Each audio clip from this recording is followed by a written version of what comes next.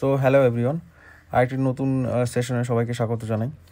তো আজকে আমরা করব একটা প্রেসি, সেটা হচ্ছে ডব্লিউবি কোঅপারেটিভ সার্ভিস কমিশনের 2020 সালের এলডি এর তোমার পার্ট 2তে যে কোশ্চেনটি এসেছিলো সেটা করব। ঠিক আছে, প্রেসির ওপর এই কোশ্চেনটি আছে, তো এটা আজকে আমরা সলভ করব। তো প্রেসির ক্ষেত্রে বলবো যে অলরেডি 3টে ক্লাস দেওয়া আছে, তো যাদের একটু বেসিক্স ক্লিয়ার নেই তারা ওটা দেখে আসো, দেন হচ্ছে এটাতে সুইচ করতে পারো। ঠিক আছে, তো আমি কি করব, প্রেসির ক্ষেত্রে আমি অলরেডি বলেছিও যে তুমি কখনোই মানে একটা লাইন বা একটা ওয়ার্ড ধরে ধরে করতে যাও না, তুমি হচ্ছে 3টে বা 2টো 4টে 5টে যতটা তোমার মানে অ্যাবিলিটি আছে সেই হিসাবে করো। ঠিক আছে, তো এইভাবেই অ্যাপ্রোচ নিতে হবে। এর জন্য আমি কিন্তু এটাকে 3টে প্যাসেজে ডিভাইড করেছি যেন তোমাদেরও পড়তে সুবিধা। তো প্রথমে কি বলেছি দেখো, প্রথমে বলেছি দ্য আরাবল্লী range is affected by human activities such as stone crushing, cutting of trees in the forest area of Aravalli, construction on a large scale, mining and dumping of waste. এটা যেটা বলতে চেয়েছে যে আরাবল্লী যে পর্বতমালা সেটা মানুষের কার্যকলাপের ফলে ক্ষতিগ্রস্ত হচ্ছে, যেমন হচ্ছে পাথর ভাঙা, তারপরে হচ্ছে বন মানে ফরেস্ট কেটে নেওয়া। ঠিক আছে, তাছাড়া আরও বড় বড় বিভিন্ন ধরনের নির্মাণ কাজ, তারপরে খনন। ঠিক আছে, আরেকটা হচ্ছে যে ডাম্পিং অফ ওয়েস্ট মানে বজ্র পদার্থ বা নোংরা আবর্জনা এখানে ফেলা হচ্ছে এর ফলে। ঠিক আছে, such activities after the such activities effect মানে হচ্ছে ক্ষতিগ্রস্ত হচ্ছে, such activities effect the environment of আরাবল্লী and that of its surrounding areas. ঠিক আছে, এর ফলে কী হচ্ছে যে আরাবল্লী এবং তার আশেপাশের পরিবেশের উপর একটা খারাপ প্রভাব পড়ছে। ঠিক আছে, সেটাই এখানে বলছে। তো তারপরে আমি প্রথমে এই যে এটুক পরে বলে দিলাম, দেন হচ্ছে এটুক পরে বলে দেবো, তারপর হচ্ছে আমরা চলে যাবো হচ্ছে অ্যান্সারে। ঠিক আছে, তো এইবার আমরা আসি সেকেন্ডের প্যাসেজটাতে। এখানে কী বলেছে, some portions of the famous lakes of আরাবল্লী have gone dry in the past few years due to illegal mining and change of pattern in the natural drainage system. এবার এখানে যেটা বলেছে সেটা হচ্ছে যে মানে লাস্ট কয় বছর মানে বিগত কয় বছরে মানে অবৈধ মানে ইলিগাল খনন আর হচ্ছে তোমার বিভিন্ন ধরনের যেই অ্যাক্টিভিটিগুলো ওরা করছে, এর ফলে কি হচ্ছে তোমার আরাবল্লীর কিছু হ্রদ শুকিয়ে যাচ্ছে। লেক মানে হচ্ছে হ্রদ, এগুলো শুকিয়ে গেছে। ঠিক আছে না, this lakes are dumped with waste material which effects the ground water. Drying of the lake also indicates that in future ground water will run out in this area if the relevant steps for recovery are not taken. The mindless mining is one of the oldest hills in the world, has devastated the range. In several places, the mines have gone so deep that the water table has been exposed, forming lakes amidst the blasted ranges. তো এইটুকের বাংলা আমি বলে দিচ্ছি। এইবার এই যে হ্রদগুলো আছে এগুলো খারাপ মানে বজ্র পদার্থ বা নোংরা আবর্জনা ফেলার ফলে কী হচ্ছে যে মানে হচ্ছে নিচের যে জলটা আছে, ঠিক আছে, সেটা মানে যেটাকে আমরা আন্ডারগ্রাউন্ড ওয়াটার বলি। ঠিক আছে, সেটা কি হচ্ছে ক্ষতিগ্রস্ত হচ্ছে। এর ফলে হ্রদটা শুকিয়ে যাচ্ছে, যার ফলে কি ভবিষ্যতে মানে জল শুকিয়ে যাবে। ঠিক আছে, আর এখনই এই স্টেপটা নিতে হবে। এখন যদি স্টেপটা না নেওয়া হয় তাহলে এটা প্রচণ্ড খারাপ পরিমাণে এটা এফেক্ট করবে। ঠিক আছে, আর হচ্ছে আমাদের বিশ্বের প্রাচীনতম যে পাহাড়গুলো আছে তার মধ্যে একটি আরাবল্লী। ঠিক আছে, এটা এখানে বলার চেষ্টা করেছে। আর যেখানে হচ্ছে তোমার নির্বিচারে মানে কোনো লিমিট নেই। ঠিক আছে, মানে সেইভাবে খনন কার্য করার ফলে হচ্ছে কি পরিবেশের উপর প্রচণ্ড পরিমাণে খারাপ ইম্প্যাক্ট পড়ছে। ঠিক আছে, আর এখানে বলেছে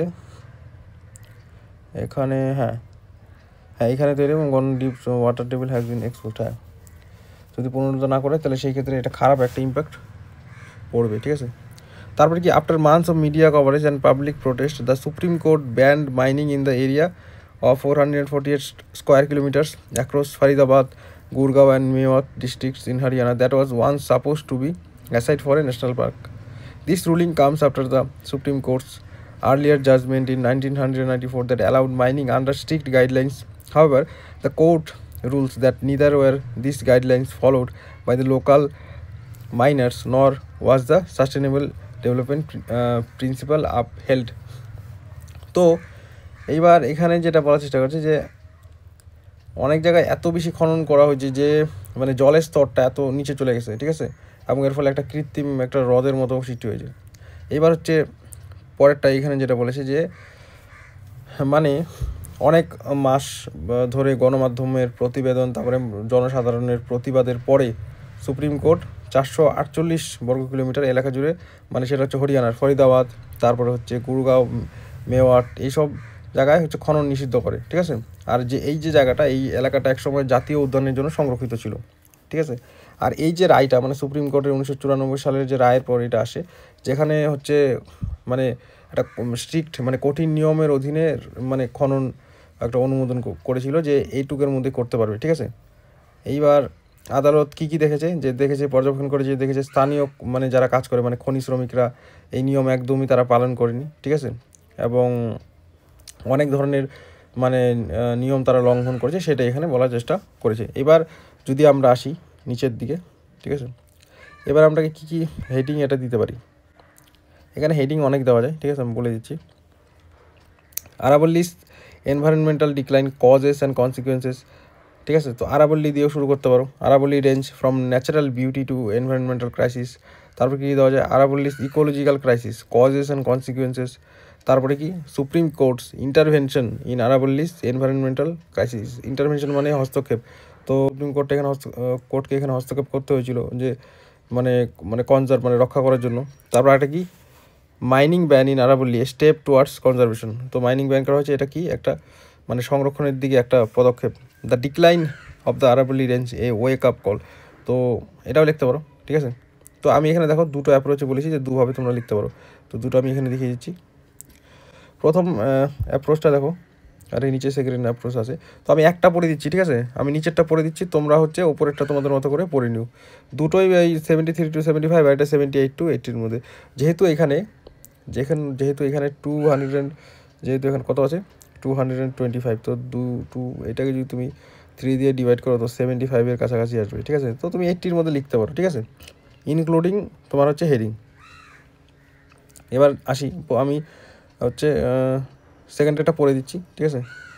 তো সেকেন্ডটা কী বলেছে দেখো, human activities like mining, deforestation and waste dumping have degraded the আরাবল্লী range, drying lakes and depleting ground water. তো ওটাই যে মানুষের বিভিন্ন কার্যকলাপের ফলে আরাবল্লী পর্বতের যে জায়গাটা, সেখানে কি করছে, হ্রদ শুকিয়ে যাচ্ছে, গ্রাউন্ড ওয়াটার লেভেল মানে জলের স্তর আরও নিচে চলে যাচ্ছে, ঠিক আছে, ডিগ্রেড মানে কমে যাচ্ছে ডে বাই ডে, মানে যা কিছু ছিল অবস্থা সব ক্ষতি হচ্ছে। Illegal mining has disrupted the natural drainage exposing the water table. তো ওই যে ইললিগাল মাইনিংয়ের ফলে যে ক্ষতিগ্রস্ত হচ্ছে ন্যাচারাল মানে সাধারণ যে তোমার নিষ্কাশন ব্যবস্থা থেকে শুরু করে সব কিছু ক্ষতি হচ্ছে। ওয়াটার টেবিল বলতে এখানে যে মানে সব কিছুর মানে কী বলবো ঠিকঠাক হচ্ছে না, ওইটাই সেন্সে ইউজ করা হয়েছে। তা in response to public protest the supreme court band mining in 440। এটা তো বললামই যে হরিয়ানার বিভিন্ন জায়গাতে তোমার জিনিসটা ব্যান করেছিল, আর ন্যাশনাল পার্কের জন্য ছিল। আর এটা হচ্ছে এই যে মানে ভার্ডিক্টটা, এটা 1994 সালের যেটা দেওয়া হয়েছিল সেটার উপর বেস করি, ঠিক আছে, এটা করা হয়েছে। এটা কেন করেছে, বাট ফেইলিয়ার, এটা ফলো করতে পারেনি। কি করতে পারেন, যে গাইডলাইনগুলো সেই সময় দিয়েছিল, ঠিক আছে, সেটা ফলো করতে পারেনি দেখে এটা প্রোহিবিশন করে দিয়েছে বা ব্যান করে দিয়েছে। তো ঠিক আছে, তো এটা মোরলেস সোজাই ছিল, ঠিক আছে। তো তোমরা তোমাদের মতো করে একটু পড়ে নেবে। আর একটা জিনিস বলে দিই, সেটা হচ্ছে যে এটাই ছিল আমাদের লাস্ট ক্লাস। কোঅপারেটিভ কমিশনের বলেছিলাম যে ট্রান্সলেশন আর প্রেসি করাবো, তো ট্রান্সলেশনের ক্লাস তো এর আগে দেওয়া হয়েছিল, এটা হচ্ছে প্রেসির উপর ক্লাস। তো আমাদের পিডিএফ সাবস্ক্রিপশন ব্যাচের লাস্ট ডেট, অ্যাডমিশনের লাস্ট ডেট হচ্ছে 15th, ঠিক আছে, 15th বুঝিয়ে বলে দিই, তোমার হচ্ছে 15th Feb, ঠিক আছে। এইবার এখানে কী পাচ্ছ তোমরা, পিএসসি প্রিভিয়াস ইয়ার পাচ্ছ, ভিডিও সলিউশন উইথ পিডিএফ পাচ্ছ, ঠিক আছে। এরকম টাইপের কন্টেন্টগুলো তোমরা দেখতে পারো যে কেমন টাইপের কন্টেন্ট আমরা ডেলিভার করি। প্র্যাকটিস সেট পাবে, ফুল লেন্থ অ্যান্ড সেকশনাল। ফুলের তো দিয়েও দেওয়া হয়েছে অনেকগুলো, সেকশনাল আস্তে আস্তে মানে সেকশনাল দিয়ে দেওয়া হয়েছে, ফুল দিয়ে দেওয়া হবে। কপি এভ্যালুয়েশন, খাতা দেখা হবে তোমার কোনটা ভুল কোনটা ঠিক বলে দেওয়া হবে। ইন্ডিভিজুয়াল মেন্টারশিপ অ্যান্ড গাইডেন্স, তোমাকে আলাদা করে তো মানে তোমাকে বলে দেওয়া হবে যে তোমার কোনটা ইম্প্রুভ হবে না হবে, আরও এনিথিং, ঠিক আছে, যতটা হেল্প করা যায়। আর এই যে তোমার হচ্ছে এই যে ব্যাচটা, এটা আরও কোন এক্সামের জন্য হেল্পফুল হবে। 1 নম্বর কথা হচ্ছে যে কলকাতা এলডিএর যে মেইনস হবে সেটার জন্য, তারপরে ডাব্লিউবি কোঅপারেটিভ এলডিএ মেইনস এটার জন্য হেল্পফুল হবে। মানে এটা পিএসসি, তারপর হচ্ছে কলকাতা এলডিএ আর হচ্ছে কোঅপারেটিভ সার্ভিস কমিশন, এই তিনটের জন্যই এই যে তোমরা এই ব্যাচে ইন করতে পারো, ঠিক আছে। তো মান্থলি ফিস কত, 60 রুপিস, বেশি না। আর তুমি হচ্ছে এই ভিডিও নিচে ডিসক্রিপশন বক্সে টেলিগ্রাম চ্যানেলের লিঙ্ক দেওয়া থাকবে, সেখানে জয়েন করবে। তারপর হচ্ছে অ্যাডমিন মানে আমাকে মেসেজ করলেই তোমাদের গ্রুপে ইন করে নেওয়া হবে, ঠিক আছে। তো 60 রুপিস, তো এটাই ছিল, ঠিক আছে। তো পিডিএফটা আমি দিয়ে দেবো, তোমরা হচ্ছে টেলিগ্রাম চ্যানেলে জয়েন করে নিও, ঠিক আছে। থ্যাংক ইউ সবাইকে ক্লাসটি শেষ পর্যন্ত